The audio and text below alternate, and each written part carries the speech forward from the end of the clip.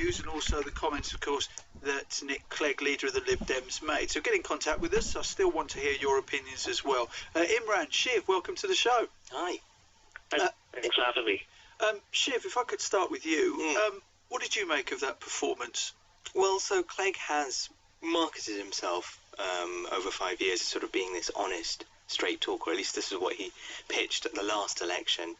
And, you know, when you come on and do these interviews, you've got to be charming along with that, you know, because it always pertains back to that last thing that you said, which is, did he convince you?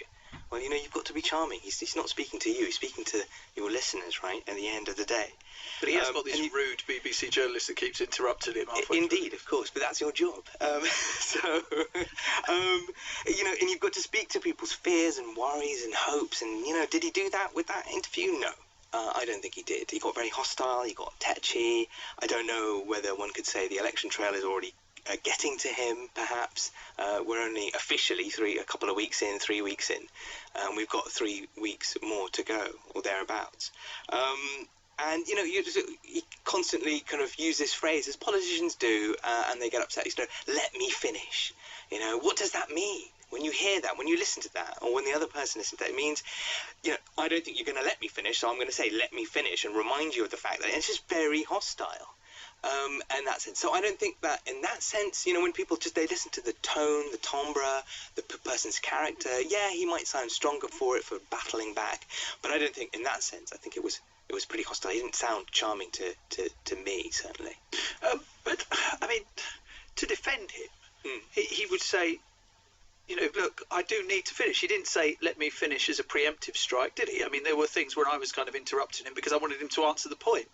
I know, but it's, you know, I mean, it's a good point to raise up just generally, because lots of politicians do this, and as, you know, things start to sort of go on, and, you know, more sleepless nights, and, you know, you're on the trail again and again, day after day, this is what's going to become important. Can they survive a trail? You know, it's famous sort of in US politics for where... It's 18 months long in an American. Exactly. But the test of that is where, you know, also sorts out the sort of the wheat from the chaff in all elections. Do you feel sorry for him, Imran? Do you feel sorry for Nick Clegg? Do you feel that he has been unfairly vilified? Yeah, there's a lot of good stuff that the Lib Dems have done. They have blocked the sweepers charter. They have, you know, passed legislation that curtails lobbying and whatnot. That, you know, so they have done a lot of good work. And after 5 years of not hearing all this work at all, we're starting to see a really desperate effort from the Lib Dems to really try and show what they've actually done. To do that in 5 weeks before the general election is a hard ask, and that's maybe why we sort of see a more defensive tone from Nick Clegg. But we have to also understand as well that, you know, people who voted for the Lib Dems in 2010, they voted for the new image which the Liberal Democrats are offering. The same sort of rhetoric and language that we see in the manifesto today. And when we see the record of coalition and what that has done, we see that tuition fees is deeply etched in people's minds.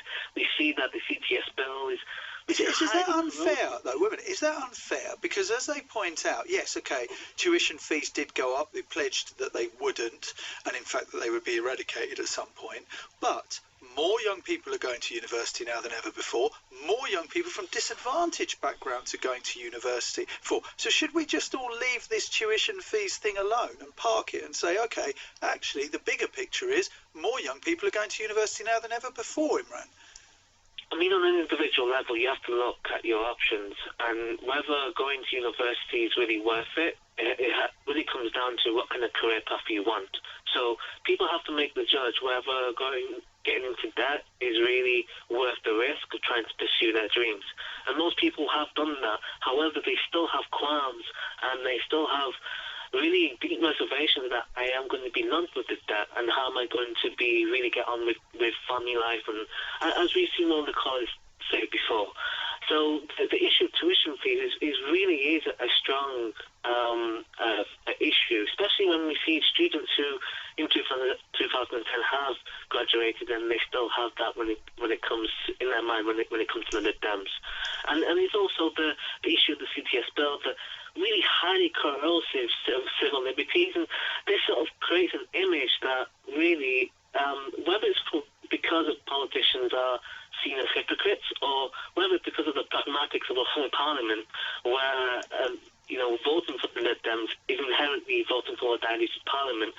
Lib Dems are voted on the basis of a higher principles and higher standard, and it's really hard to shake off that traitorous sort of image that the Lib Dems have sort of unfortunately gathered upon. Shiv. So going back to fees for a second, what they should have done is done this. They should have just scrapped calling it fees and called it a graduate tax, because that's actually how it now operates. And students aren't stupid, they also know this. So were you convinced by his argument that it was on page 36 and it wasn't a key plan? Okay, so what did it for him was the image after the election, it was taken before the election. It was him standing with a placard saying, and he held it there and he sort of signed it, "I promise not to raise fees in any way." It was an NUS sort of card that I actually know the guy who managed to get him to sign that, and I'm sure he regrets that, and then take a picture with it. And it's that. It's no one, I didn't know it was on page 36. And it's an incredibly unconvincing argument.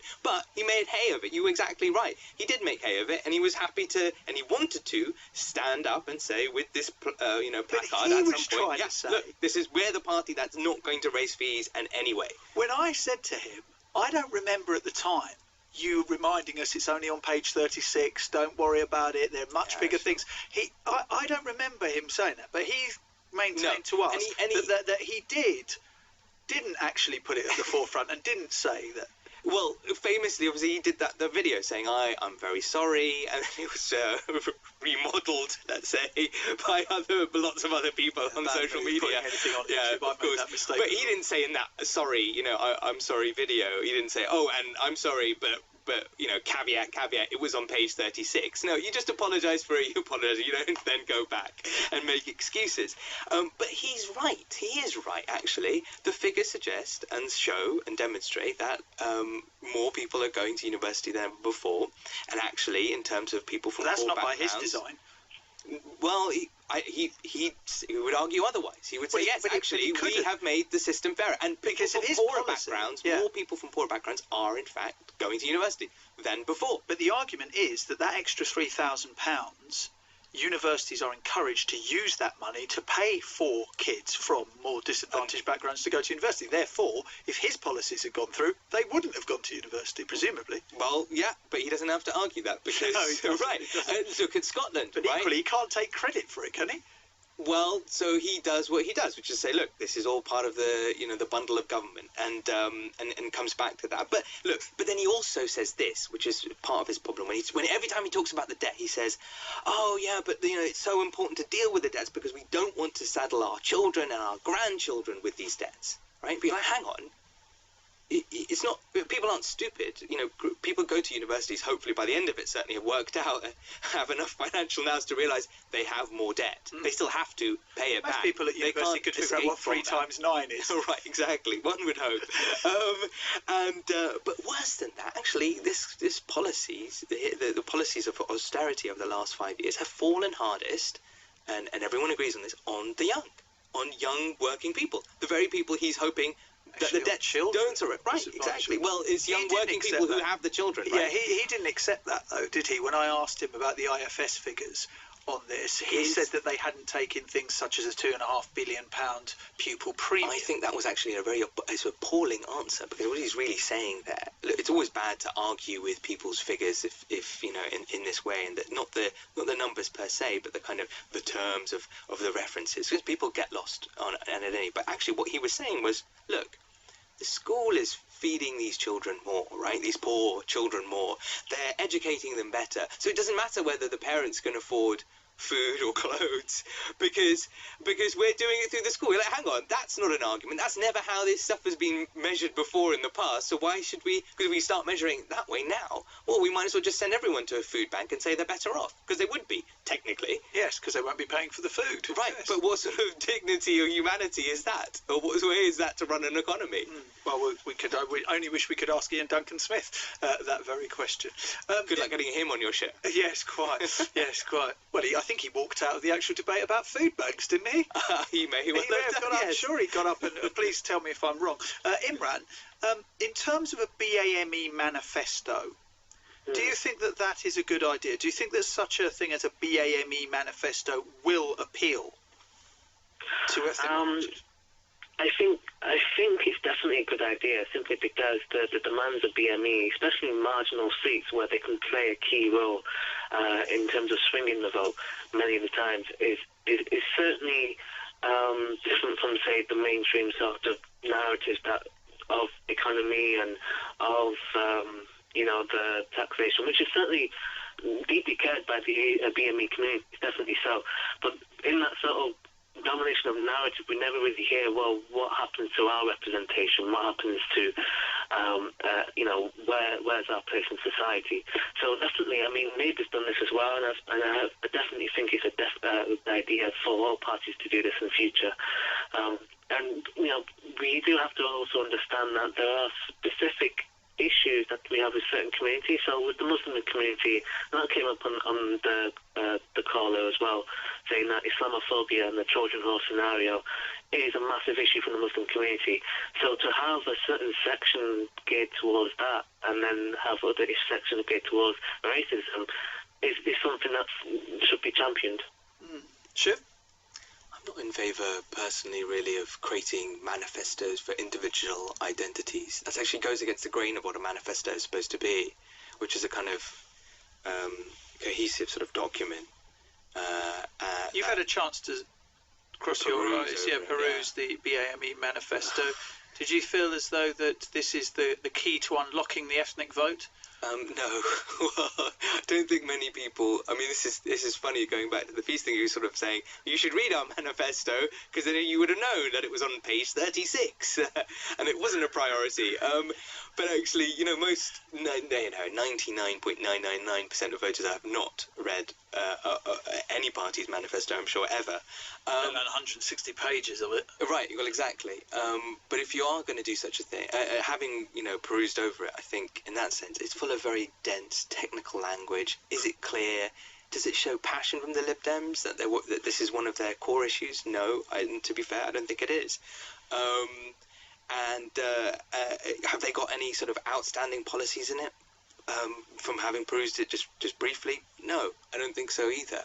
I think they're sort of paying a bit of lip service to kind of the idea that people who are Asian might vote differently or might have different interests, and I think that's somewhat correct, though your poll, interestingly, which is coming out tomorrow, will perhaps show, in fact, that most people in the Asian community have the same interests as everyone else, just slightly rejiggled.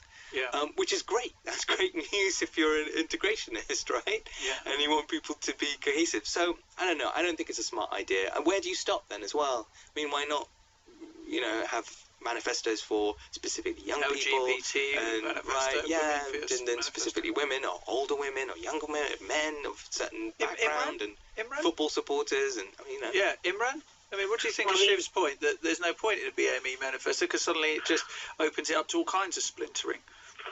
What it means is essentially that not only do BME voters get their voice heard, at least their opinions heard, through these parties, it means well, they will on May the 7th, won't they? Yeah, but in the build-up and the media profile of the election, so people who lobby, people who try to push their issues forward, do so far more because that's where all the policies and the political sort of wrangling happens far more than any other time in the last 5 years. So the issues that are concerned, that are dear to the heart of most people, are always intensely propagated before the election. And so when it comes to BME issues, we see that that's the case as well. To have a manifesto dedicated on this particularly, there's a number of things. One, it enables minorities to have some kind of place in society, but it also informs the wider society to understand what their issues are.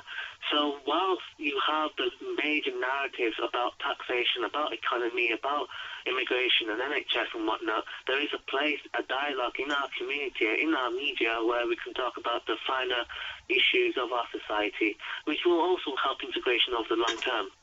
All right, Imran, thank you very much. We'll come back to you guys in a little while. 81869 on the text, email nihal@bbc.co.uk. Tell us what you think of Nick Clegg's performance this morning, and also as well the policies of the Lib Dems. Perhaps you haven't got a chance. My gosh, how lazy are you? You haven't looked through the 100